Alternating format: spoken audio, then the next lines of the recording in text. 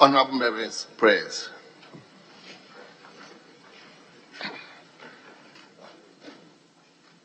Almighty God, we humbly beseech thee to look with favor upon this Parliament of the Republic of Ghana.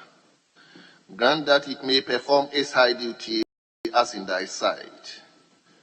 Give divine guidance to the President of the Republic, endow members of Parliament and ministers of state with discernment and vision, integrity and courage, that through the labors of government, this land and people may be well and truly served, and thy good purposes for the common human life be realized in our midst. O God, grant us a vision of our country, fair as it might be, a country of righteousness, where none shall wrong his neighbor, a country of plenty, where evil and poverty shall be done away with, a country of brotherhood, where all success shall be founded on service and honor shall be given to the deserving, a country of peace, where government shall rest on the will of the people and the love for the common good. Bless the efforts of those who struggle to make this vision a living reality. Inspire and strengthen our people that they may give time, thought, and sacrifice to speed the day of the coming beauty of Ghana and Africa. Amen.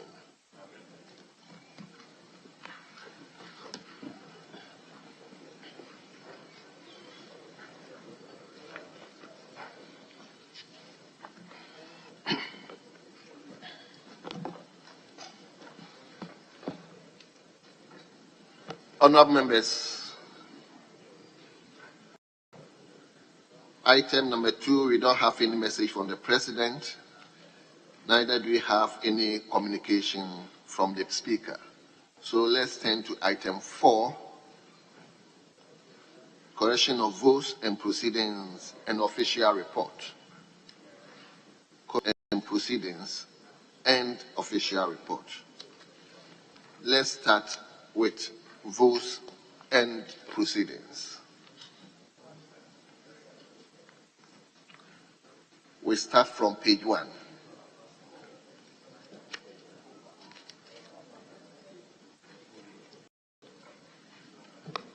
Page 2.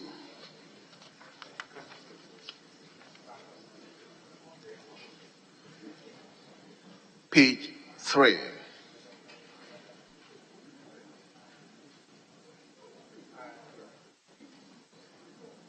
Page 4.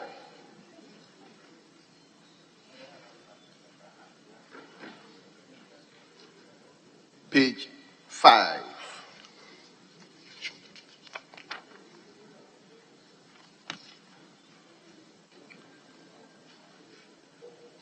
Page 6.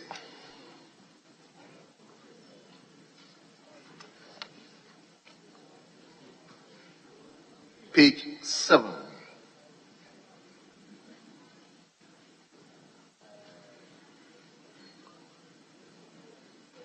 Page 8.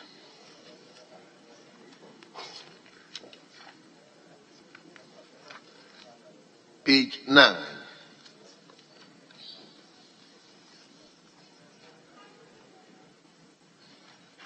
Page 10.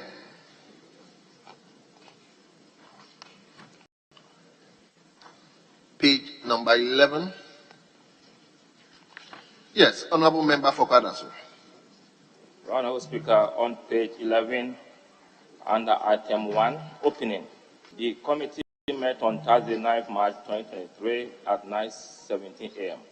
and discussed inequalities and resources allocation to the district assemblies.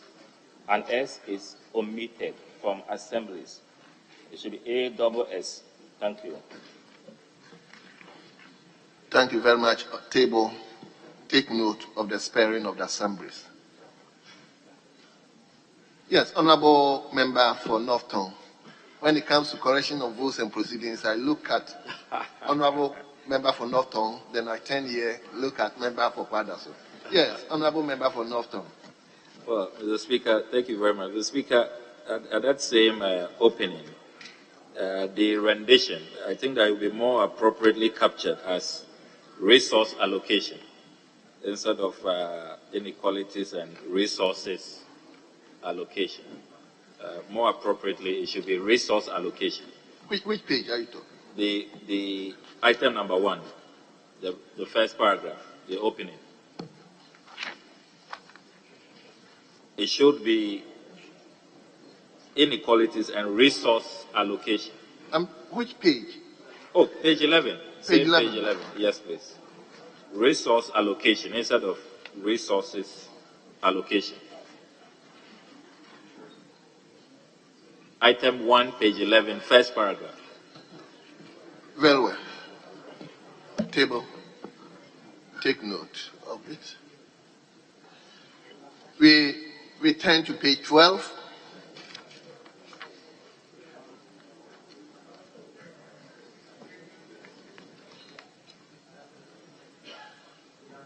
Page 13.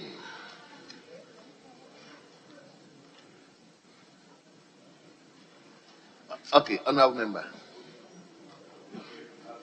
I'm grateful, Mr. Speaker. Mr. Speaker, at page 13, item number XXI, Miss Emma Frimpong. We have here Schedule Officer, Ministry of Local Government, Decentralization, Rural Development, Ministry of Finance.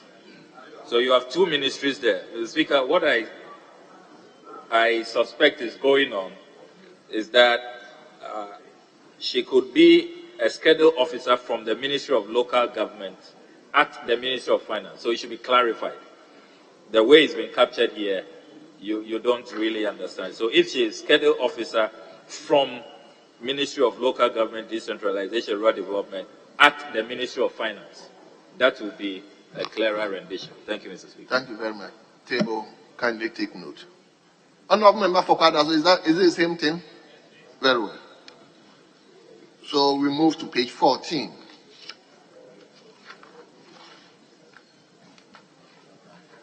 Page 14. Page 15. Page 15, yes. Honorable member for North Tongue. Mr. Speaker, page 15, item number 3, III. The name should be Mr. Rene Stephen Nelson. Let's capture the name in full.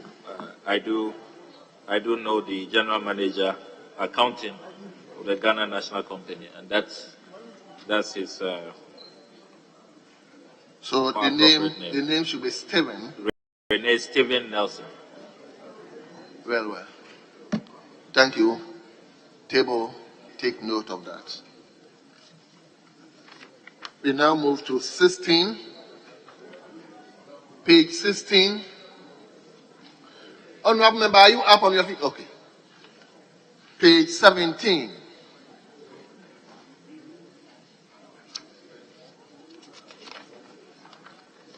Then, finally, page 18. Honorable members, in the absence of any further corrections,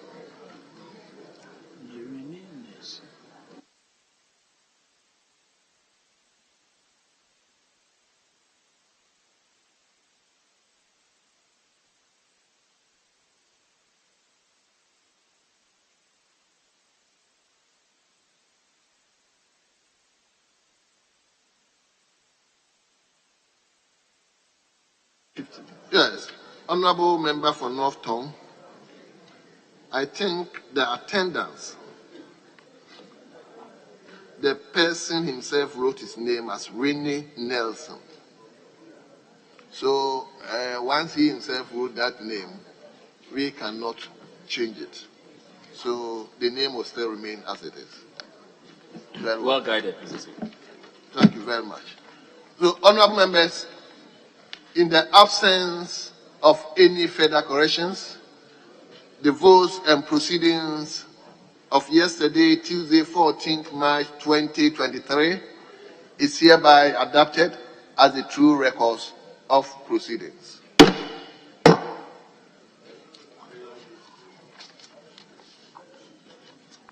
Honourable members, I believe you all have 26 July 2022 edition of the official report. 26 July 2022 edition of the official report. You have? Yes, very well. So if there's any issue, yes, honourable member for Kwadaso. Honorable Speaker, there is a minor issue that I want to bring to our attention on column 137, the third paragraph. Page. Column 137, on the third paragraph. Mr. Speaker, the second state institution is the Ghana Cocoa Board, into bracket Cocoa Board. Then other brackets, Cocoa Board. O after C is missing. So if we can insert that. Yes. Thank you very much. Thank you. Table, kindly take note of the correction.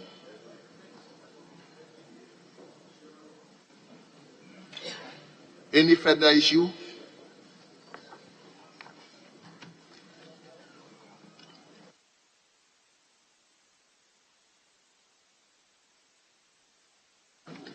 Honourable members, in the absence of any further corrections, the official report of Tuesday, the 26th July 2022 is hereby adopted as the true records of proceedings.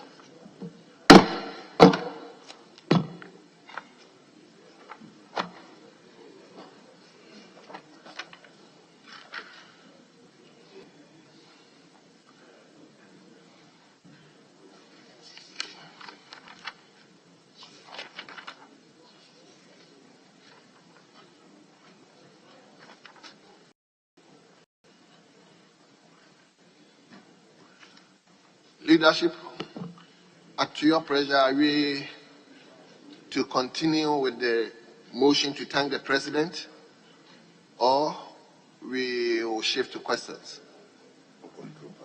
If Mr. Speaker will be pleased, we would want to continue with the debate.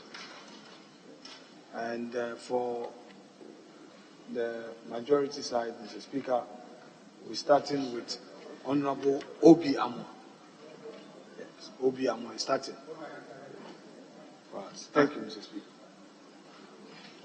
Very well. So the ministers scheduled for answer questions, please. You still have time. After the debate, we are giving 5-5. Then we come to the ministers to answer questions. Okay. Is that not so? So, Mr. Speaker, in other words, an application is hereby made for a variation of the order of business. Very well. The application is granted, and we are therefore proceeding to items, page 6. Page 6, item listed 8. Page 6, item listed 8. Motion to continue thanking the President for attending upon this House and by extension to the nation to give the State of the Nation address. So we will begin with Honorable Obi Amoa. Aburi South. Is that Aburi South? Equiapim South. Equiapim South, sorry. Honorable, the floor is yours. Let's hear you. Thank you so much, Mr. Speaker, for this opportunity.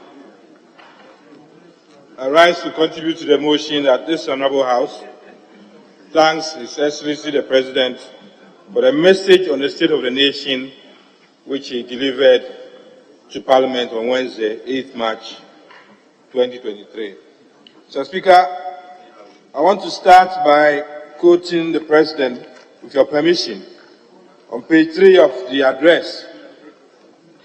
And he says, Mr. Speaker, when we make an assessment of what the state of our nation is, it would necessarily have to include what state it was in yesterday, the state it is in now, that's today, and what state it will be in tomorrow based on reasonable grounds of expectations. These are very profound words, Mr. Speaker, from the President. And indeed, if we have to talk about the state of the nation, we have to go back. We have to show what today is happening and what will happen tomorrow. I will also go to page 14 of the President's message, and to start by his reference to the Ministry of Local Government and this Assembly Common Fund. And I read, it says, through the Ministry of Local Government and the District Assembly Common Fund, government has embarked on the construction of 120 courthouses for accompanying accommodation for judges across the country. Indeed, 60 have been completed, and the others are at various stages of completion. For the first time ever, we have the happy situation of purpose-built courthouses with accommodation that are waiting for judges to be appointed to put them to use. Unquote. That's what the President delivered, a good message to us. And indeed, Mr. Speaker, if you look at the Local Governance Act, Section 12(3)(h), it says that the district assemblies shall ensure ready access to courts in the district for the promotion of justice. The promotion of justice is very critical to our democracy and to the rule of law. Of course, we know that that will guarantee our liberties, that will enhance social order, that will resolve legal disputes, maintain the rule of law, and provide for equal protection for all citizens. Indeed, it should provide some protection for individuals against arbitrariness, even from government. So it is very critical that for a country like Ghana, we should pay attention to the provision of courts. And thankfully, the Ministry of Local Government, Decentralization and Rural Development, and the Common Fund, through the policy of the President, have managed to put up such courts for the benefit of our democracy and rule of law. Indeed, my good friend, Honorable Haruna, says Parliament approved the formula, so Parliament should also take some of the credit. I thank you so much. That is the first issue that I want to address. The second issue, Mr. Speaker, is about one of the policy thrusts of decentralization in Ghana, and that's the local economic development aspect of decentralization. And through this policy, we are required to create an enabling environment for income growth, sustained business development, creation of decent jobs, adding value to local resources for export, and improving capacities of main actors, especially women and the youth. And for us at the ministry, when it comes to local economic development, we can look at various aspects of it. But for brevity and for want of time, I want to talk about what we call the flagship programs that we are embarking upon. I'm speaking as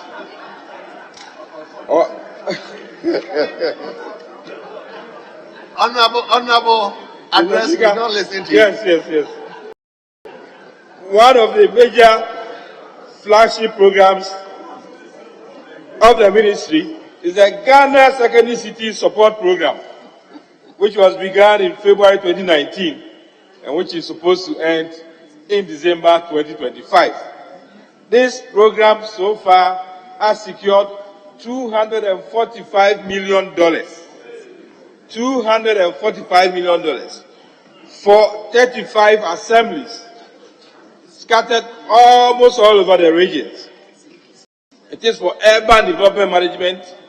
It is to deliver key urban infrastructure, improve service delivery to our citizens through our decentralization. And as I speak, if you break them down to what we call urban development grants, under urban development grant 1, 66 projects were embarked upon.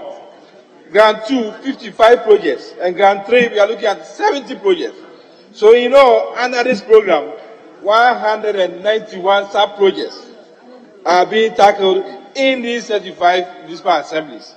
And it's made up of markets, roads, light industrial parks, town parks, etc. Scattered all over. So you have Bolga, you have Wire, you have East Gonja, you have Techiman, Sunyani, Asukwa, Obuase, Otafu, Mfansiman, Ausu Senya East, over and over and over. And this particular program, 245 million of this period, is one of the flagships of the ministry because it is pursuing urban development at the highest level.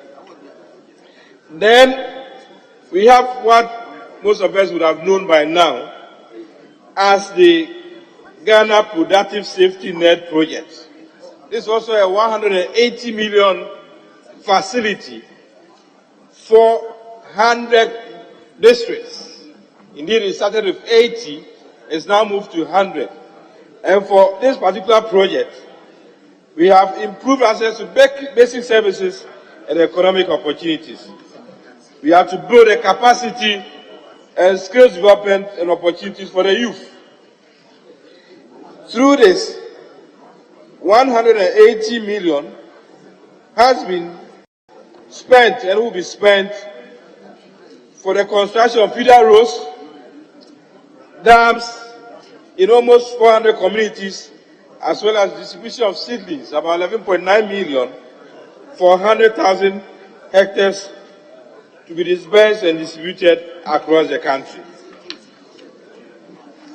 Beyond this, Mr. Speaker, we also have embarked on what we call the Gulf of Guinea Northern Region Social Cohesion Project.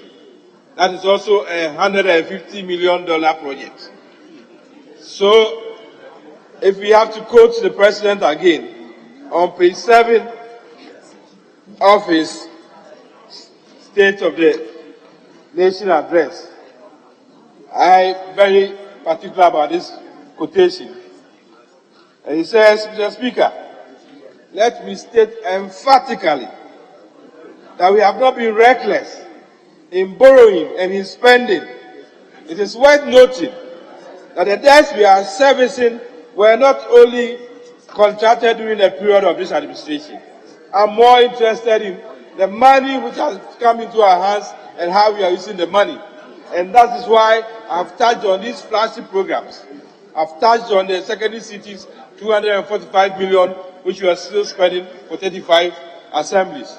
I've touched on these 100 districts, 180 million for the 2 phases, which we are spending on improvement of facilities and infrastructure, and the very poor, between 2 ministries, that's local government and gender, children and social protection.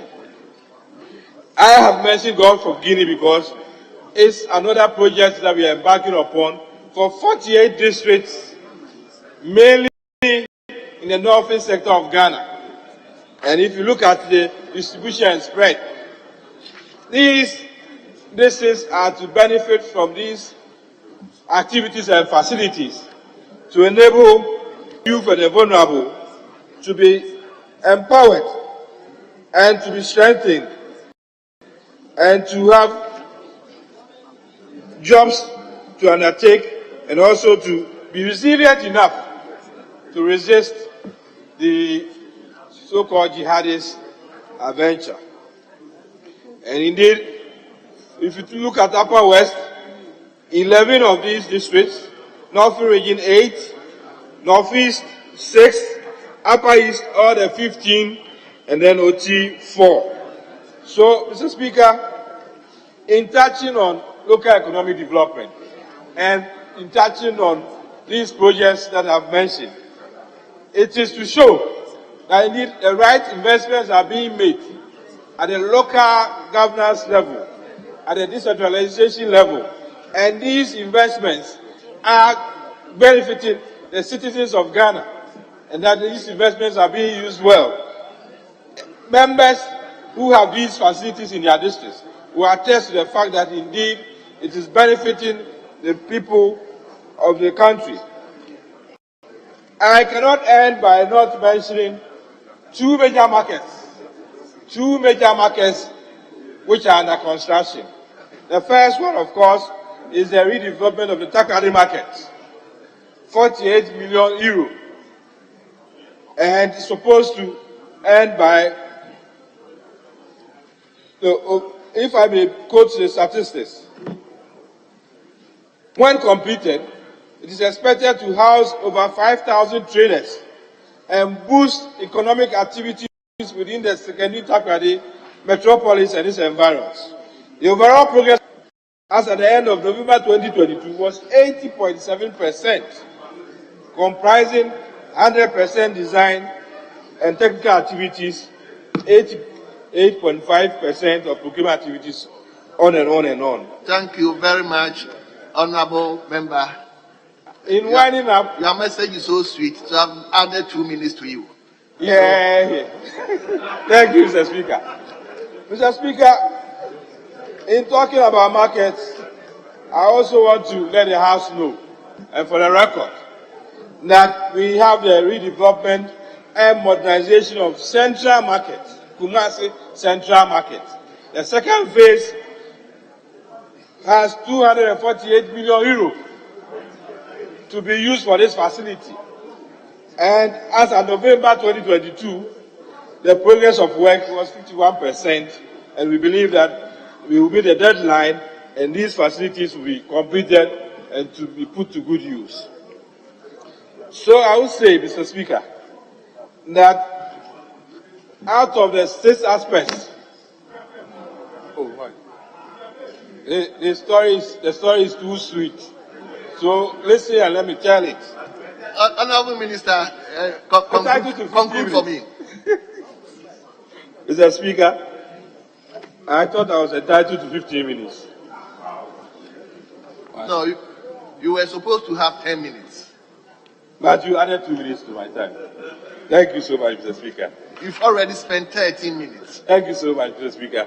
So, in winding up, I want to let the whole world know that when it comes to what is on the ground, when it comes to local governance, when it comes to what we're using our funds, these are critical things that we've looked at. The President has mentioned courts. I have talked about these flagship programs, including the markets that we are building. Honorable Obi, thank you very much. Thank you, Mr. Speaker. Thank you so for much. the opportunity. I wanted to just make a last quotation, but I'm most grateful, Mr. Speaker. Thank you. Minority, I don't have your list, so I can call myself. The next speaker will definitely get 30 minutes. Who? Honorable Ahi. Ahi.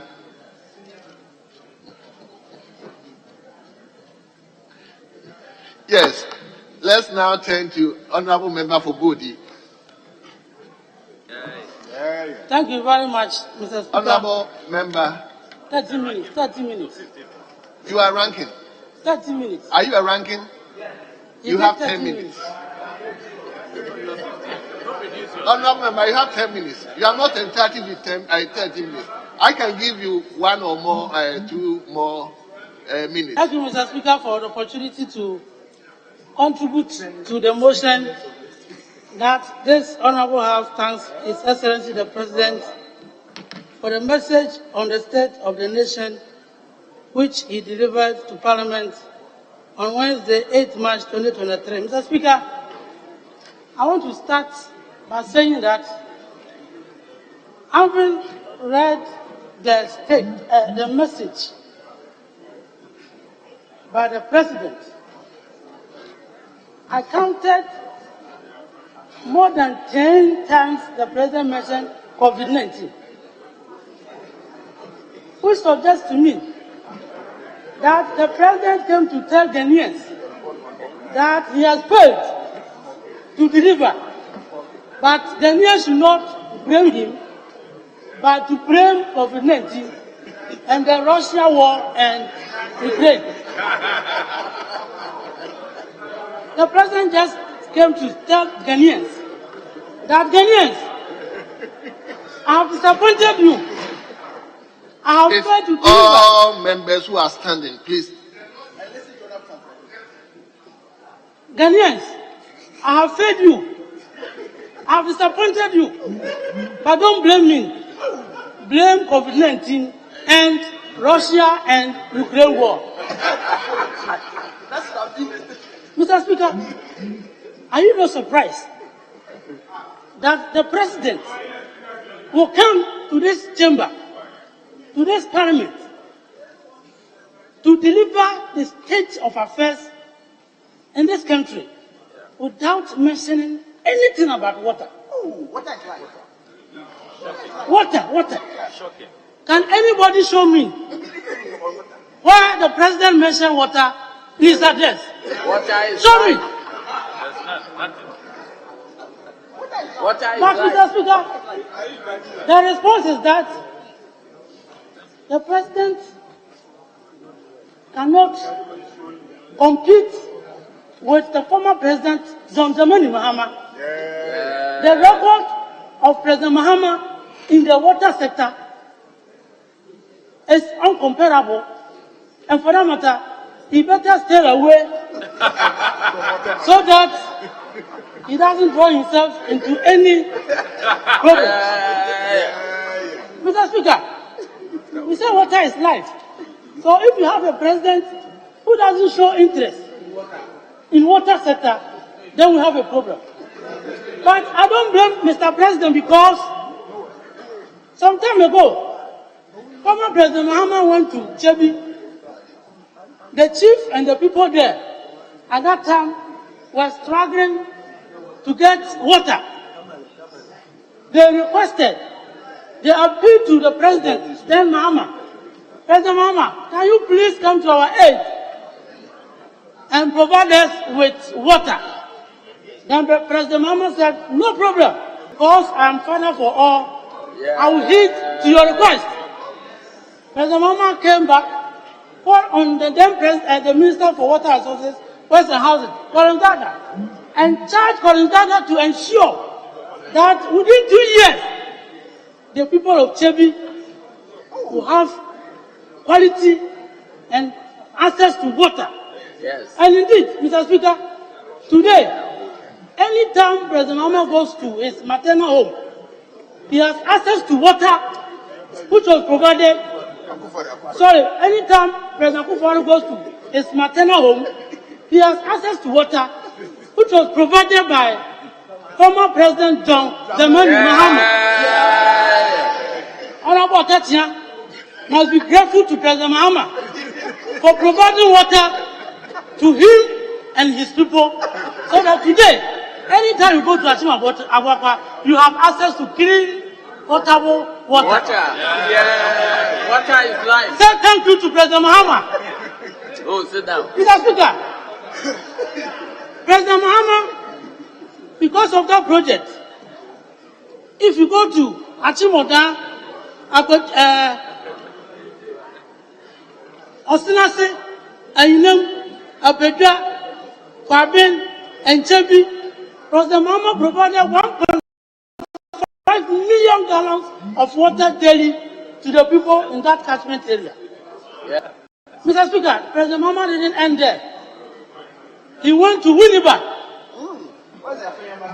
Honorable Deputy Majority Leader, in campus, almost every month, the people went on demonstration, asking for water. I remember Honorable Deputy Majority Leader, on a number of occasions, that he was moving from radio station to radio station, complaining about lack of water for his people. through the pragmatic effort by the then President Mahama. President Mahama provided water 10.4 million gallons to the people of Winneba, Achimoda, and Akotia. With this, you people should say thank you to President Mahama for providing water to the people of Winneba. And today, Deputy Majority Leader has his peace of mind. His people are not worrying him that they don't have access to water. Mr. Speaker, President Mahama didn't end there. He went to Isawam Adwajiri, where we have the majority chief whip. His people were also crying for water. President Mahama also went to their aid and provided 1.7 million gallons of water to the people of Isawam. Mr. Speaker, President Mahama didn't end there. Honorable member. In Ashanti region, Are you discussing the President Mahama added Oh, you are 4 million. Mr. Speaker, I want to show you why President Akufo-Addo will avoid discussions on water. I just want you to know why President Akufo-Addo did not say anything about water, because President Mahama's record is unmatched. Unprecedented. So to save himself, you have to stay away from the discussion. But that's why I just want all of us to know that that is what President Mahama did. And so, apart from that, Mr. Speaker, as an term from water supply, we added 1.6 million gallons. Kumasi water supply, we added 6 million gallons. Mr. Speaker, I can go on and on and on and talk about the number of gallons President Mahama added to the water delivery in the country. So, Mr. President, anytime you are coming to deliver State of the Nation address, you should consider the water sector because it is very, very important. Water is life. Don't exclude it. Because there are still some people in Ghana who don't have access to water. What are you doing about it? What effort? I've just spoken for 5 minutes. Mr. Speaker, I heard last week that MPP government and Ananado was the first time they tried to address housing needs for the security services. That is not true. Mr. Speaker, under the security housing scheme, under President Mahama, we constructed 168 housing units in Tama. The first phase was commissioned by President Mahama, and the second phase of 368 were at about 95% complete before we left office. These facilities were commissioned by Honorable Atachian, who was then the Minister for Western Housing. This was about 6 months after he took office. 6 months after taking office, we have even completed the foundation. So President Mahama started security housing in this country. So for anybody to claim that the first time in the history of Ghana, the security services are getting housing, it's not true. Mr. Speaker, if you go to page 8, paragraph 3 of the State of the Nation address delivered by the President, Mr. Speaker, I read, Mr. Speaker, I am proud of the amount of work that we have done, especially in the road sector. This was what the President said. But I just want you to know, Mr. Speaker, Mr. President will be so disappointed, will be sorry if he drives from Buodi to Ahibeso. The road is so bad that I'm not sure if the president has used the road, he will use this phrase that he is proud of the record in the road sector. He should go and drive from Buodi to Ahibeso and come and revise this statement. When he comes back, I'm not sure he will say that he is proud. Because that road is so bad that it is difficult for passengers to even use it anytime it rains. Mr. President will not be proud if he uses the road from Chaboso to Amoya through Kalo. The road is bad, so that the president cannot say that he is proud of the road record. Mr. Speaker, if the president drives on the Ayasu road, do not come and tell us that he is proud. Honorable member, your time is up. So, you see, to conclude, Mr. Speaker, you allow Obi to speak. But I've given you almost 2 minutes in addition. So, Mr. Speaker, just to conclude, I'm happy that the deputy majority leader is here. Yeah. Majority leader is here, and I hope anytime he has opportunity, he will thank former President Mahama for addressing his water needs for himself and his people in Winneba. Yeah. I thank you, Mr. Speaker, for the opportunity. Yeah.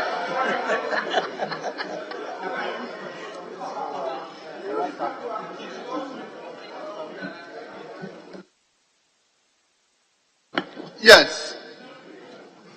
Should I invite Honorable Makata?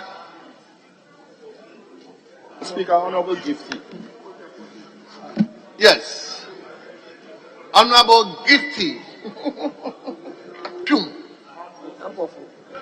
Honorable, let's hear you. The floor is yours. Thank you very much, Honorable Speaker. I want to commend the President of the Republic of Ghana for coming to this House to give us the real state of the nation.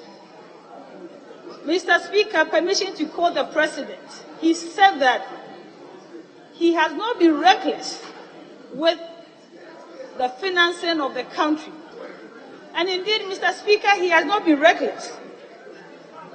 Gone are the days when we thought that resources of the nation are the natural resources, the timber, the cocoa, the gold, and the diamond. But a visionary leader that, like the President of the Republic, Nana Addo Dankwa Akufo-Addo, have realized that the real resource of a nation is our people. And to have your people being the real resource, you should invest in the individual. And for that reason, this very government had invested in education than any other government. Mr. Speaker, I could say that putting all government together, this very government has invested so much in infrastructure of education and also in quality educational delivery than any other government. Mr. Speaker, talking about education delivery, up to date, we have as many as 2,200. Honorable members, let's listen to her. It appears we are not listening to her. Educational projects completed, and of these, we have 1,313 being legacy projects. That is projects which kept appearing in Auditor General's reports, which are referred to as infractions, which many people think infractions means monies that have been corrupted. Mr. Speaker, these numbers include 645 being second cycle projects, 528 being basic school projects, and my friends at the other side, 14 being E-block. And Mr. Speaker, I'm glad to say that there are a number of E-blocks that were in deeper areas that populates are having difficulty to reach them. We adding administration blocks, we adding dormitories, we adding dining halls, we adding kitchen to these E-blocks. Mr. Speaker, we also have 127 of these projects being TVET projects. Mr. Speaker, these projects I've mentioned are just get fund support, but we also have other projects that are Government of Ghana, Ministry of Education support, and we also have some of them that are we seeking funding from foreign agencies. Mr. Speaker, we have started 9 of the state-of-the-art TVET centers, which are now Center for Excellence and also colleges of TVET, to ensure that our teachers delivering TVET will be teachers of the 21st century delivering TVET. Mr. Speaker, still in education, this very government is a single government that has supplied a lot of vehicles to educational institutions to improve delivery of education. We have supplied 2,718 vehicles from 2017 to date. These vehicles include 33-seater buses, 66-seater buses, 4x4 cross-country vehicles, pickups, motorbikes, to ensure that we have complete delivery. And in education, quality of delivery depends to a very large extent on supervision. So all these vehicles also ensure that there is quality delivery in education. Mr. Speaker, apart from the vehicles and the physical structures, we've also delivered huge numbers of furniture to our schools. Those are the government who, when we supply beds, we supply mattresses as well. At the onset of the free SHS, people thought that once it is free, we want to compromise on quality. But Mr. Speaker, I'm glad to say that we have not taken quality for granted, but rather we have improved both quantity and quality of education delivery. We have supplied the furniture to the tune of 677,470 varieties of furniture to our various schools, including basic schools, tertiary, and the second cycle institution. Mr. Speaker, during COVID, a lot of countries has lost out a semester or a whole of academic year. But with the government led by Nana Addo Dankwa Akufo-Addo, who has assured us that he is going to ensure that we develop our human resource to manage our natural resource to take us to a level that all of us could appreciate our GDP. Mr. Speaker, research has proved that countries having high tertiary enrollment ratio are countries that have very high GDPs. And for that reason, we are making maximum effort to increase our tertiary enrollment ratios. As of now, we have moved from 18.4 to 20%. And in so doing, we've also introduced what we call the pre-tertiary engineering program to ensure that we increase the number of individuals pursuing STEM programs at our tertiary institutions.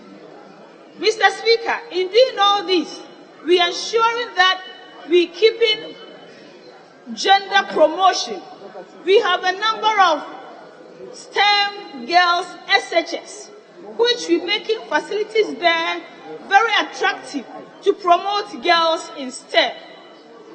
Mr. Speaker, at Independence, we were at par with Malaysia, we were at par with South Korea, but now they've left us because we didn't place much emphasis on STEM education.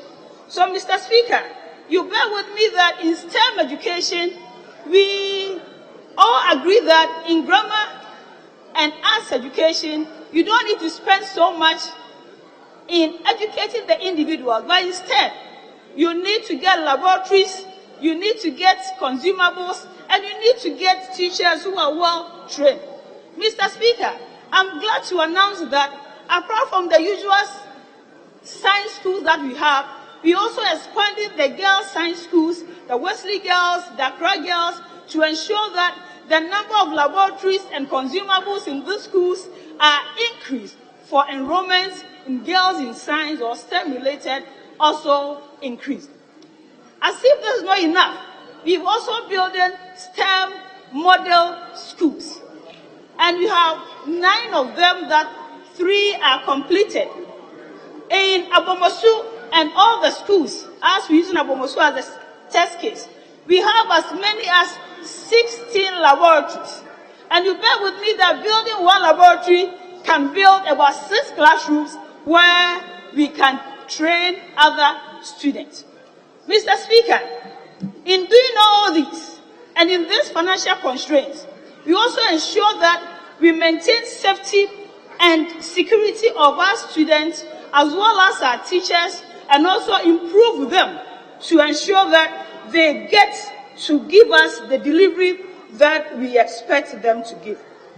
Mr. Speaker, in doing all this, the President of the Republic of Ghana had also taken an initiative to ensure that our security agencies are given the logistics that they need. Mr. Speaker, if you have all this infrastructure and Ghana is not peaceful because the security cannot stand on their feet, where do we go?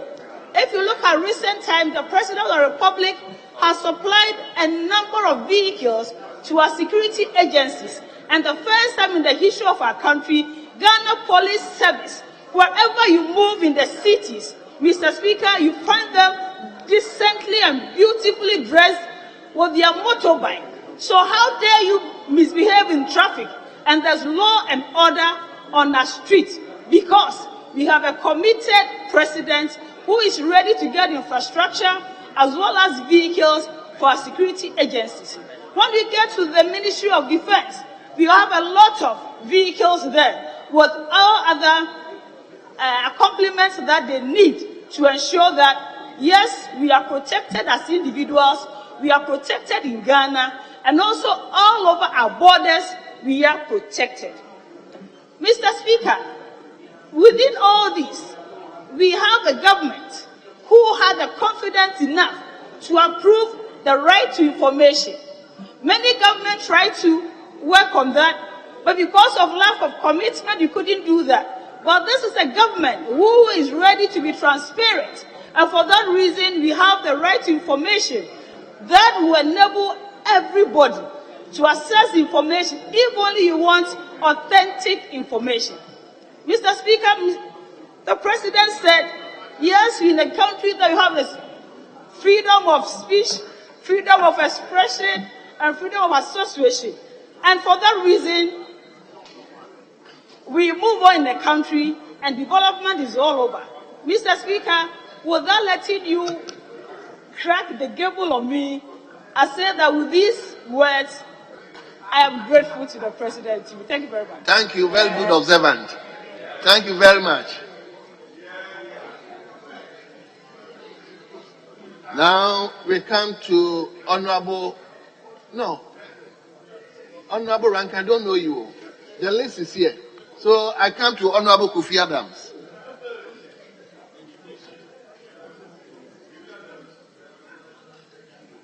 Yes, Honorable Kofi Adams, you have 10 minutes. Yeah. Thank you very much, Mr. Speaker. Mr. Speaker, I doubt even if I will use the 10 minutes. Yes. Because perusing through the statement delivered by His Excellency the President to us, you begin to wonder whether he was really fulfilling the constitutional provisions as enshrined in our 1992 Constitution. But in doing so, Mr. Speaker, let me try and correct just one misrepresentation from our colleague who just spoke. I heard her say that they added administration blocks to the E-blocks.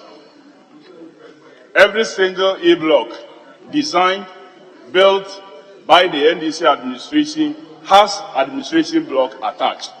So I do not know what administration blocks she's talking about. Maybe they have designed some e-blocks that do not have administration block.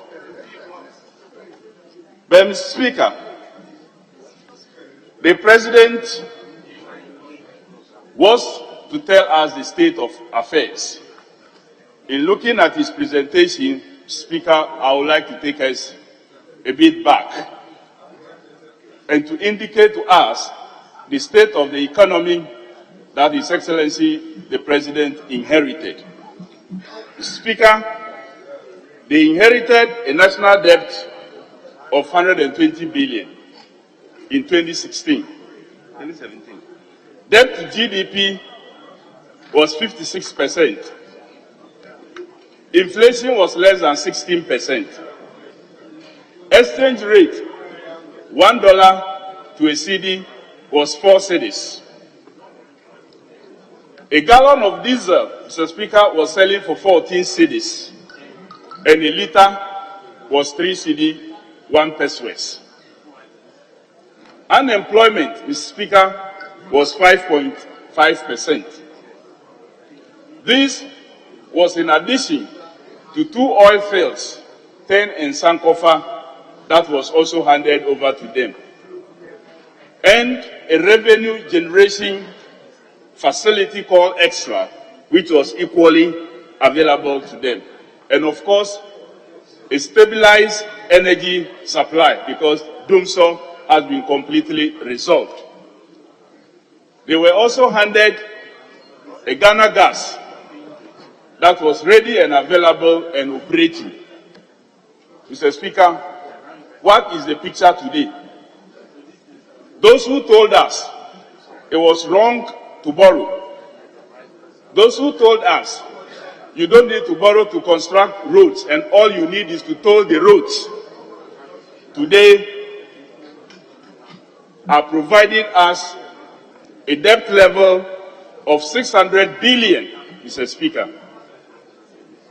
Debt to GDP, 104%. Exchange rate, almost 3 cedi to $1. A gallon of diesel, almost 60 cedi. A liter is equal to the price of a gallon in 2016, Mr. Speaker. A liter today, the liter that you buy at a fuel station is what you were paying for a gallon in 2016. Mr. Speaker, unemployment is 13.9%, and youth unemployment is almost 40%. This is the state they want us to believe is better. Mr. Speaker, in 2016, Economic Intelligence Unit predicted, rightly so because it happened, that the MPP was going to win the elections. They also, in their economic prediction, stated that the economy was going to grow and do so well in 2017, 2018, and 2019, and that it is not dependent, Mr. Speaker, on the performance of the party that will win the 2016 elections, and that the economic growth is hinged on the decisions and policy initiatives that have happened from 2013, 2014, and 2015. So all the successes they talked about in 2017 was not their making. Mr. Speaker, the President is at pain to tell us that he was not reckless. I want to ask, every car, irrespective of the space available, has its carrying capacity. If a driver decides to take more than the load the car is designed to carry, how is that described? Overloading. Is overloading not recklessness? If you decide to burden the country with a debt of more than 100% beyond the carrying capacity of the country, is that not recklessness? If you overload and you fail to maintain a vehicle that has been handed over to you, and you now flatten the tires, and you turn around to blame the nature of the road, that the road is not smooth because there were some potholes or because there were some ramps, i.e. blaming COVID and blaming Russia and Ukraine. Was Russia and Ukraine effect only on Ghana? Mr. Speaker, the president and his government did not only mess the economy, the president has equally messed the environment. That is why the president could not speak about the environment. Indeed, just after the president's presentation to us, his former Minister for Environment, Science, Technology and Innovation was out there and he told everybody that he was pushed out in order for persons in government and in the Jubilee House specifically and party members to engage in galamsey by going back to the forest. And he asked the question, why is it that when he is out, now they are back in the forest? This is the president who has failed to protect the economy and has failed to protect the environment. They say, tell me how you handle the environment and I can tell your character. His failure to protect the environment is a clear indication that he cannot protect the economy. Mr. Speaker, that is not all. The president who rose to power talking about corruption today cannot find space to talk about corruption anymore. The word is gone missing completely as far as the president's dictionary is concerned. And this is rightly so. It is rightly so because his first special prosecutor he appointed, Mr. Martin Alamisi Amidou, has written and described the president as the mother serpent of corruption. Mother serpent. I have not said it. His appointee, I am quoting his appointee, what he has said. When he left, and they brought my very good friend and brother, Kisia Jabin, we thought it was going to get better. In a lecture he delivered recently on Joy FM News 5 platform, he said, government is only paying lip service to fight against corruption. He doesn't see any commitment. So 2 special prosecutors that have been appointed are all giving clear indication that government is not committed to fighting corruption. And that is why you can have the president come, and as he used to do, this time round, he's vanished from there. Mr. Speaker, it doesn't end there. The Auditor General, who was a deputy, and we saw Yao Domelovo, the way and manner he was pushed out, and respected Dr. Ajiman said, as for the president, his credentials about corruption is completely flattened as a result of that action. Zero. The new one that they appointed, Mr. Speaker, who cleared the disallowance that was about in court, now did another audit, and this time to do with a special audit as far as COVID is concerned. The report, Mr. Speaker, is before this House. Even before the Public Accounts Committee of Parliament will go into that, His Excellency the President is already clearing everybody that they committed no wrong. Mr. Speaker. So, honorable member, you begin to.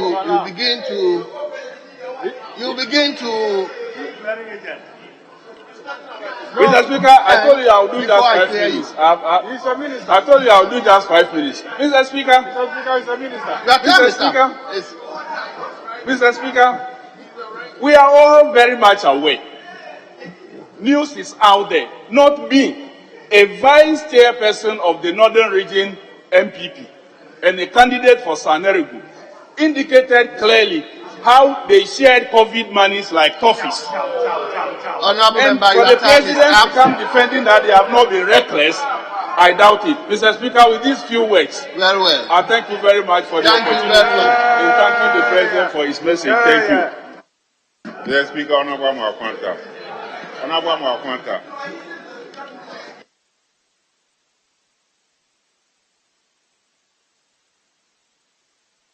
Majority. Mr. Speaker, with respect, is the turn of Honorable Amwakwata. The Yes. Minister for Roads, Mr. Speaker. Offer. Yabus Yapeni. Offer, I give you 15 minutes. Offer, I give you 15 minutes. If it pleases me, I will add more to you. So.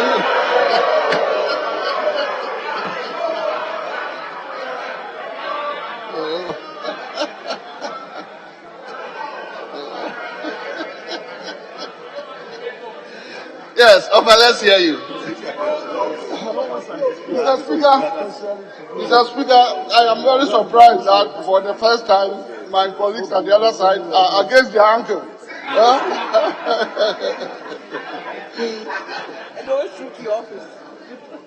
Mr. Speaker, I thank you very much for this unique opportunity to contribute to the ongoing debate on the State of the Nation address as strongly and ably delivered by His Excellency the President of the Republic, Nana Addo Dankwa Akufo-Addo, exactly a week today, on 8th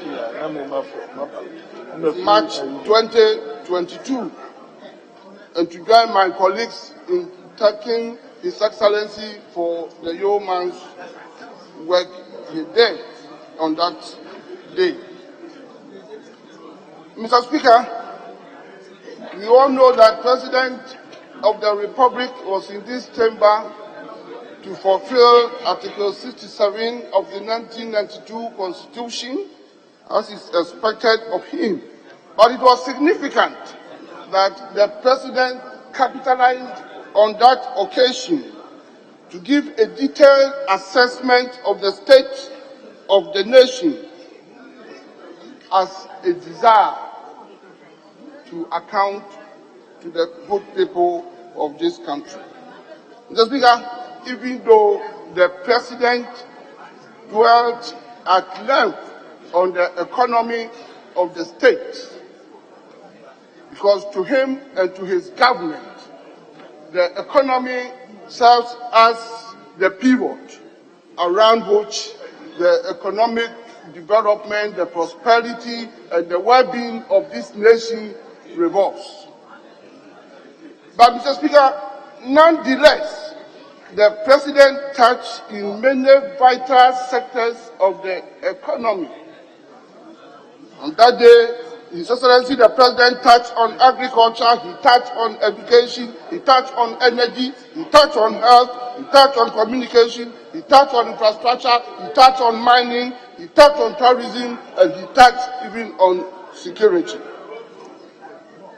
Mr. Speaker, despite all the current difficulties and problems confronting our dear nation, and we all know, as occasioned by the pandemic that hit the entire world, the globe, and the unforeseen developments that we all continue to experience.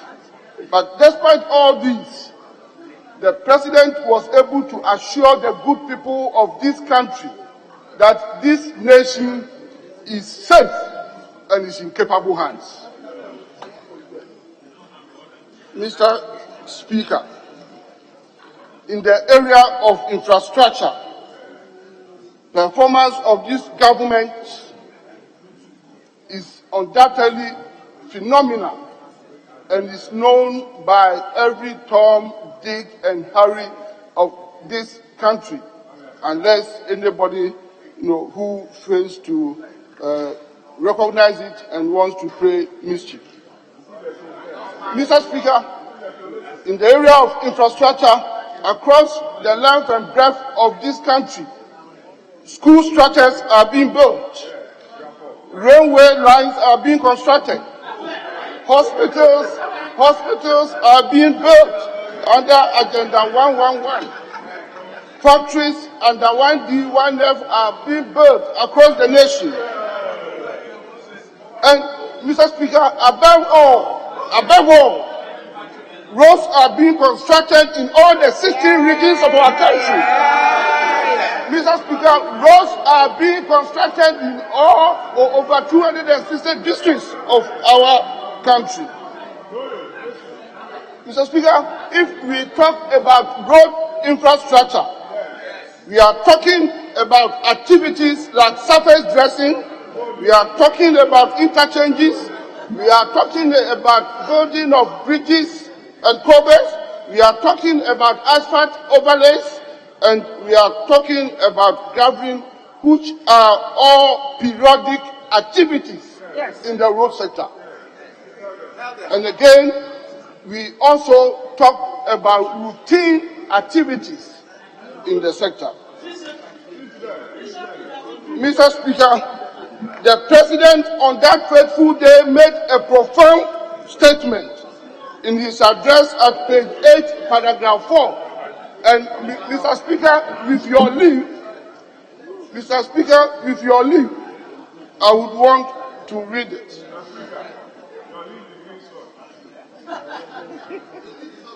The President did say, Mr. Speaker, and I am quoting His Excellency the President from his speech at page 8, paragraph 4.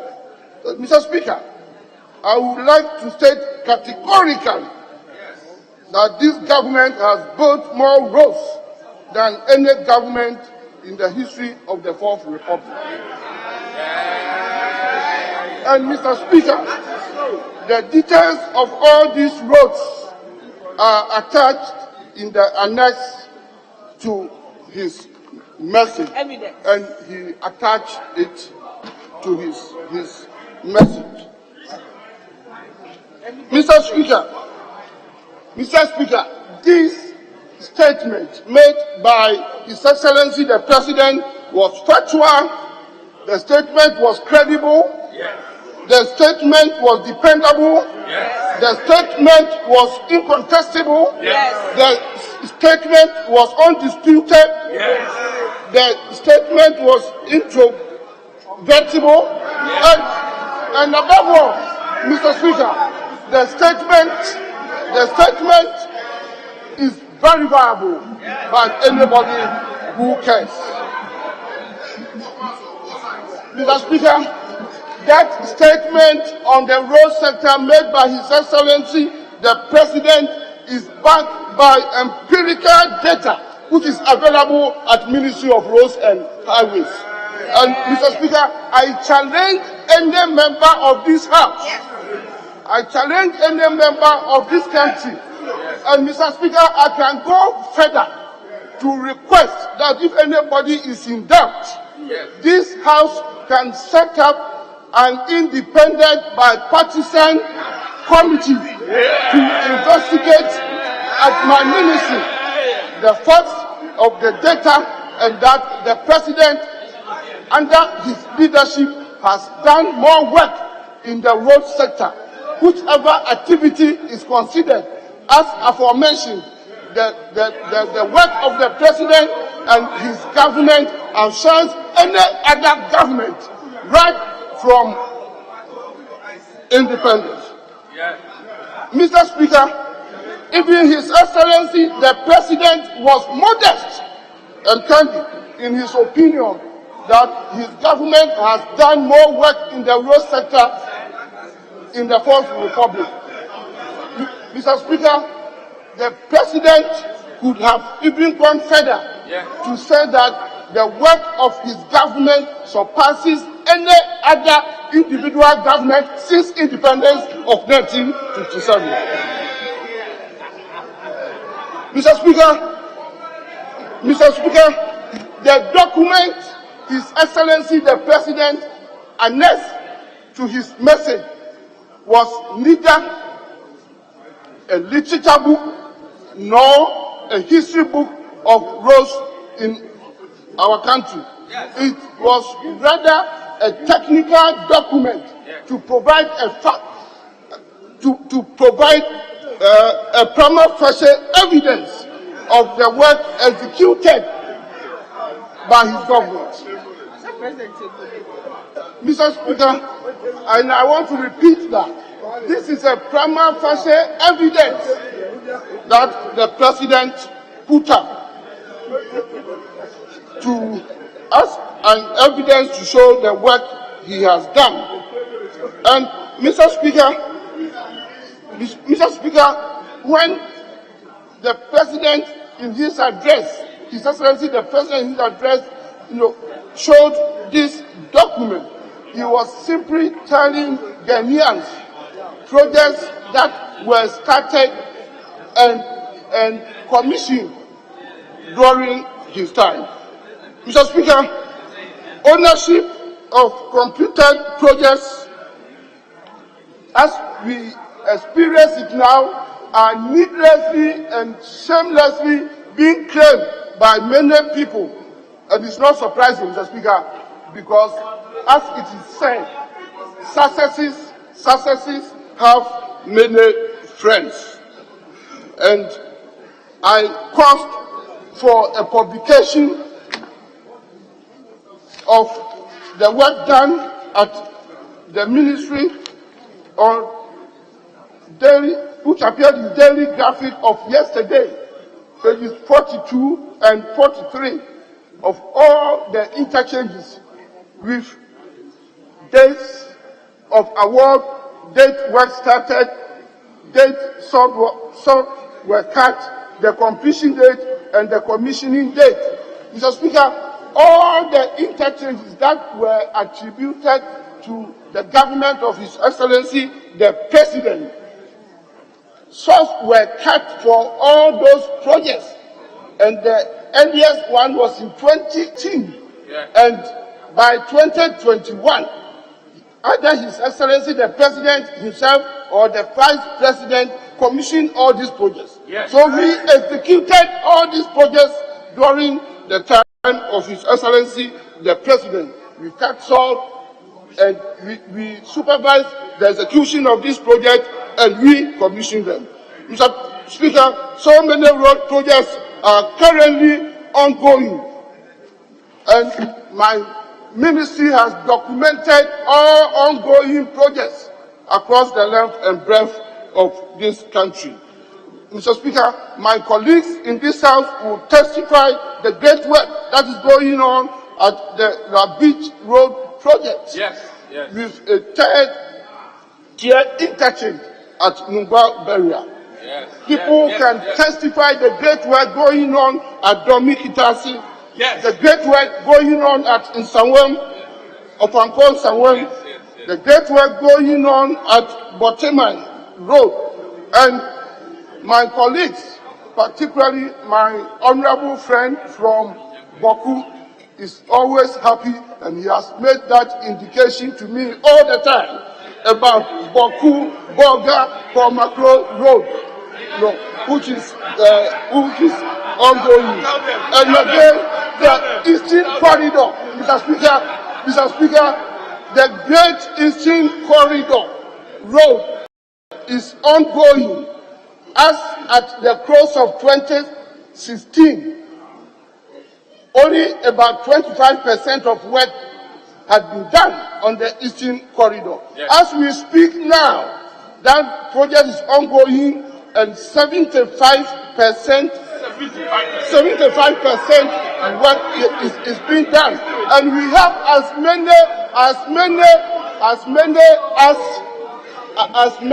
as 7 contractors on it. Mr. Speaker, between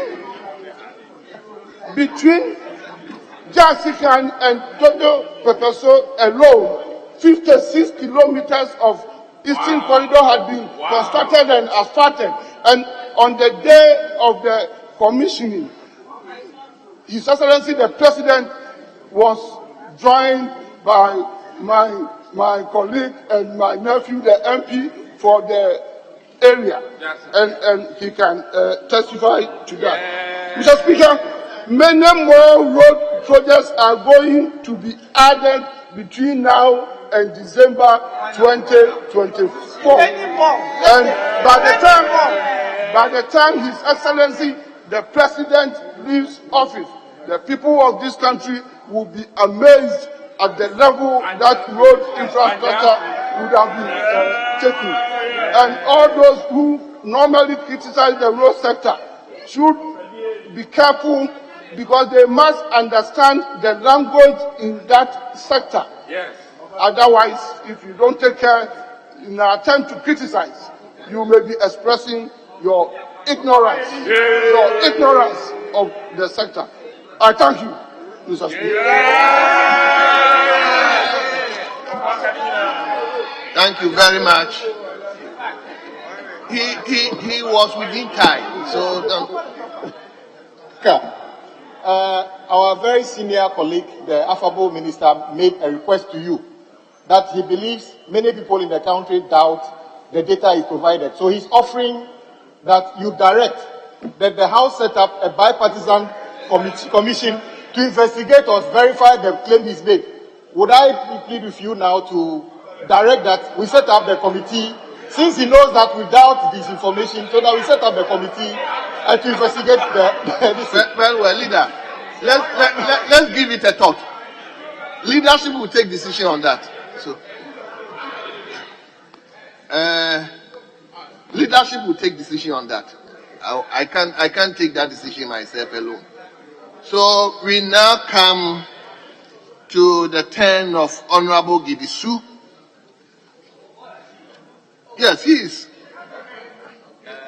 Honorable Gidisu, you are ranking? Yes. And therefore you have 15 minutes. Thank you, Mr. Speaker. Mr. Speaker, I thank you for the opportunity to contribute to the motion to thank His Excellency for the address delivered on the 8th of March, this 2023. Mr. Speaker, the President did this in fulfillment of his constitutional mandate, because all that he said is like something to represent something. Mr. Speaker, the 2023 SONA presents a skew and positive pictures just about the economy, how rosy the economy is. Mr. Speaker, the President failed to address core issues that were actually facing this country. And Mr. Speaker, the current debt restructuring program is a clear indication of his failure. Mr. Speaker, when the President was giving his address, in fact, I was actually wondering whether he's actually the President of the Republic of Ghana or is a president from a different country. Mr. Speaker, I'm saying so because he kept on painting the economy being rosy as one of the best in Africa. Mr. Speaker, he indicated clearly in his state of the address that things are improving. Mr. Speaker, what is improving in this country? What is actually improving in this country? Mr. Speaker, is it the economy that is improving? Let's look at inflation. From single digit, like he himself said, now about 65. Honorable members, there are so many movements in the chamber. Please, let's listen to him. Mr. Speaker, is it inflation that is improving?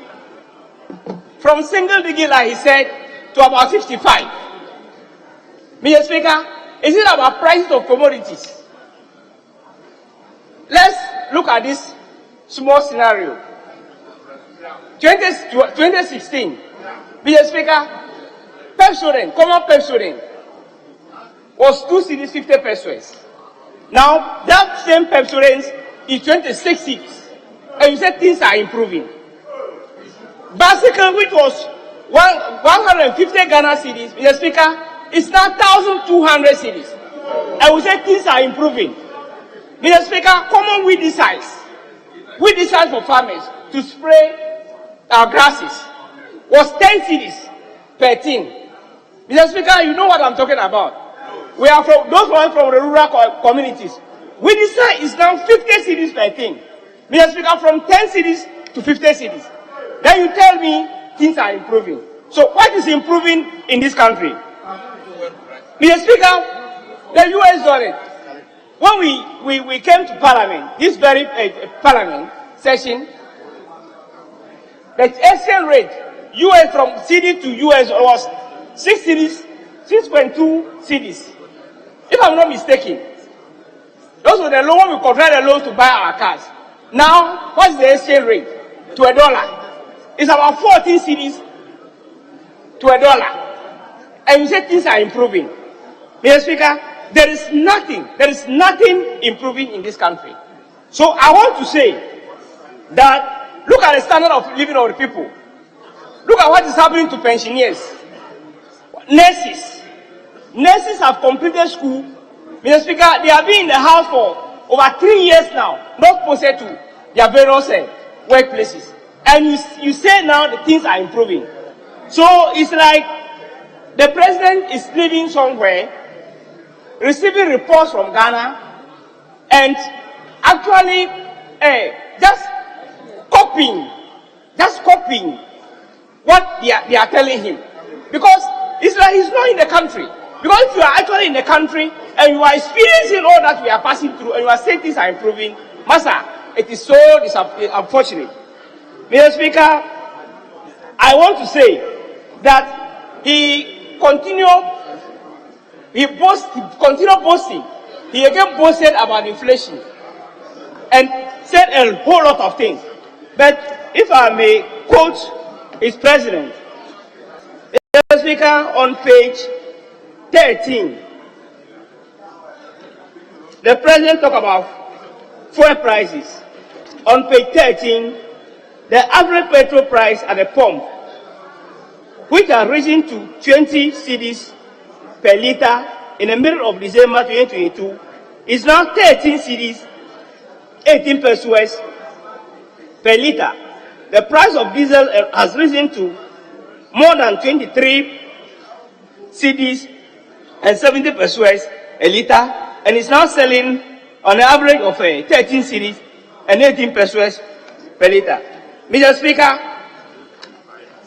all that the president has said, now who caused them? Who actually caused this? You have created a problem, and you are attempting to solve the problem, and you are telling people to praise you. You are asking Ghanaians to applaud you. Mr. Speaker, this is not possible. Obi nimwa, obi chere. Obi nimwa, obi chere. His Excellency, JDM, advise this president, advise Nana Akufo-Addo to stop or to reduce the reckless borrowing. They paid debt years to this borrowing, and now it has landed where we are now. Mr. Speaker, we are so worried about the state of affairs of this country. Let's go to the health sector. I expected the president to address how health workers are migrating from Ghana to different countries. What is happening? Mr. Speaker, reports show clearly that over 500 nurses leave the shores of this country for other countries just for better conditions of service. And UK, Australia, US, all these nurses are trooping to these countries because the conditions here are not just good. So what is the president doing about this? Mr. Speaker, this is a clear indication that we have failed at the health sector. They talk a lot about Agenda 111. Karachi is, for instance, is a regional capital. We need a regional hospital. We are part of the Agenda 111 scheme. Mr. Speaker, as of now, there is nothing happening. And so it means that there are people who are better Ghanaians than others. When the road minister was speaking, my good friend, Honorable Amwakata, he's doing well. One of the best ministers I know so far. But Mr. Speaker, since 2017, not even a single grader on our feeder roads. So if other roads are being constructed, and it's like the national cake is being skewed to some particular people, if that is the issue, and crashing people are listening to this, Mr. Speaker, they will be crying. They will be saying that, then if that's the issue, then there is nothing happening in the country. So it is not rosy as it is. If that's the issue, then it means that people are enjoying or are more Ghanaians than others. So we are urging the minister, as he's nodding, he said, is my friend and looking at me, that he should extend all these things to and the water system. We have Oti River that can be tapped to any other part. That can be, we have the River Volta that can be tapped to the surrounding communities. But what is happening? Nothing. And we say things are rosy. There is nothing rosy on this. Mr. Speaker, my concern is most of those schools that the president is talking about education, building more schools. Yes, we have thousands and more schools. Mr. Speaker, started by the former president, John Dramani Mahama. And all those projects have been abandoned. They are dotted all over the countries. Why can't we just embark on this thing as a policy that we have to finish with the old or that have been started before you continue or you start doing new projects? That is not done. So at the educational level, Mr. Speaker, we are actually suffering, and we want the president to look at these things and make sure that all that he's saying that things are fine, they are not fine like that. Mr. Speaker, Ghanaians are expecting the president to be telling them in reasonable ways he intends to solve the problems instead of elaborating on the problems that he himself has actually created. Obinimo Obriche, just like I said, all the advice the president gave paved up to deaf ears. And Dr. Mahama said, posterity will judge us. And actually, posterity is not judging us. He said a lot, advised this president, nothing is happening. And look at what is happening today now. JM is a prophet. Me, I will create his indulgence to add a title, a prophet. Because all that he said came to pass, which therefore means that he deserved the title to be a prophet. I say afutro en sakanipa, you say sorry. Afutro en sakanipa, you say sorry. Yes, this means that all the advice given to the president, unless you are hit by the reality before you can get it, that is exactly what the because all that he said, you people never took it. So, Mr. Speaker, in conclusion, Mr. Speaker, the president only fulfilled a constitutional mandate without painting Ghanaians the true picture of the economy.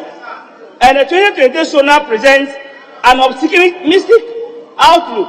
However, the reality is far from what he actually saying.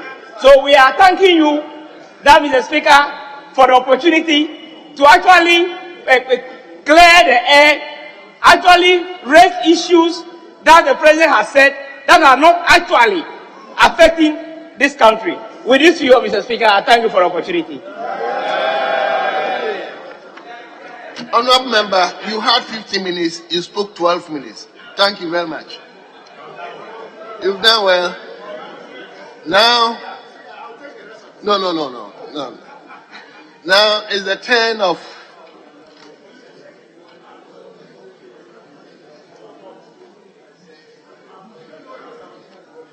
it's not ready, so let me give to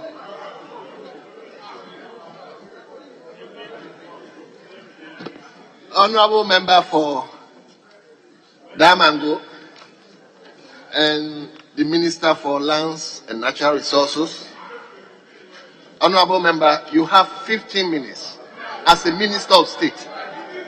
The floor is yours. We are listening to you. Thank you. Leader, that is the time allotted. We didn't come to that conclusion that we give 15 minutes to ministers. But if that is a decision you are taking here, at least let us know. So, honorable members, because other ministers spoke less than 10. No. Honorable members, whatever I'm doing here is the decision you arrive at. Please, that is what has been. Ministers of State, 15 minutes. Committee chair, 15 minutes. Committee ranking, 15 minutes.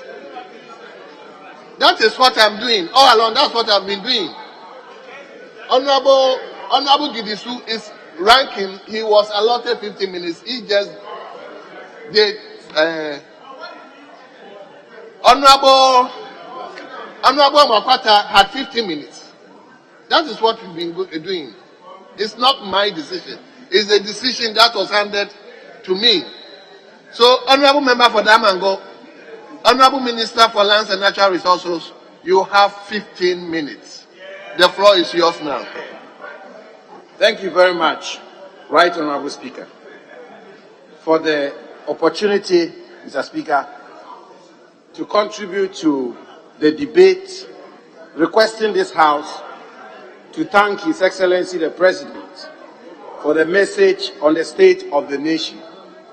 Mr. Speaker, on 8th March, 8th of this month, the President was in this House to address the Ghanaian people, Mr. Speaker, through their representatives. And Mr. Speaker, let me submit and do so emphatically that the President's message on the state of the nation, Mr. Speaker, was powerful, Mr. Speaker. It was inspiring, it was unifying, it was conciliatory, and Mr. Speaker, in my view, above all, the message was anchored on candor and transparency. Mr. Speaker, presidents are required to be truthful and transparent to the governed, to the citizens. Mr. Speaker, but even more so when a nation is confronted with challenges. When a nation is confronted with challenges, Mr. Speaker, what you require is that elusive thing called leadership. Mr. Speaker, when a nation is confronted with crisis, you require leadership. And Mr. Speaker, history is our compass and history is our guide. All through the medieval days, Mr. Speaker, through modern times, through the times of war, particularly, Mr. Speaker, the Great War of 1938 to 1945, what leaders do is to be transparent to their citizens, is to be transparent to the governed, and to exhibit candor. Mr. Speaker, on that occasion when the President appeared before this House, it may have lost on some of us, but I think the President was very sincere to the nation. He told us the true state of our nation. Mr. Speaker, if you indulge me, on the issue of candor and transparency and making sure that you carry the citizens with you, Mr. Speaker, on 24 February 2009, the American people and the world, for that matter, were confronted with a crisis similar to ours, the 2008 financial crisis. Mr. Speaker, when President Obama appeared before Congress to address the American people through their representatives, just as President Akufo-Addo did, Mr. Speaker, President Obama delivered a speech based on candor, based on sincerity, based on transparency, and was accountable to the American people. And Mr. Speaker, with your permission, let me quote just 2 or 3 paragraphs of what he said to the American people. And I quote, Mr. Speaker, I have come here tonight not only to address the distinguished men and women in this great chamber, but to speak frankly and directly to the men and women who sent us here. I know that for many Americans watching right now, the state of our economy is a concern, that rises above all others, and rightly so. If you haven't been personally affected by this recession, you probably know someone who has, a friend, a neighbor, a member of your family. But while our economy may be weakened and our confidence shaking, though we are living through difficult and uncertain times, tonight I want every American to know this. We will rebuild, we will recover, and the United States of America will emerge stronger than before, end quote. Mr. Speaker, after the Ghanaian people listen to their president, and Mr. Speaker, perhaps indulge me to quote again at the very beginning of the president's address, as though President Akufo-Addo had been inspired by the great leaders of the world. President Akufo-Addo had this to say to the Ghanaian people, and I quote, Mr. Speaker, to come before this House to deliver a message on the state of the nation is a symbol and a practical demonstration of accountability, and I've always treated the occasion with utmost respect. This address offers us, as usual, the opportunity to provide an honest assessment of our country's situation and seek the support of all in addressing it with hope and confidence. Mr. Speaker, I believe that the issue above all that is quite properly dominating the concerns of all Ghanaians is the economy, how to stabilize it and work our way back to the period of rapid economic growth, end quote. Mr. Speaker, the point I seek to make is that in President Akufo-Addo and the address he gave to this House, the President gave a lot of confidence to the Ghanaian people by demonstrating leadership.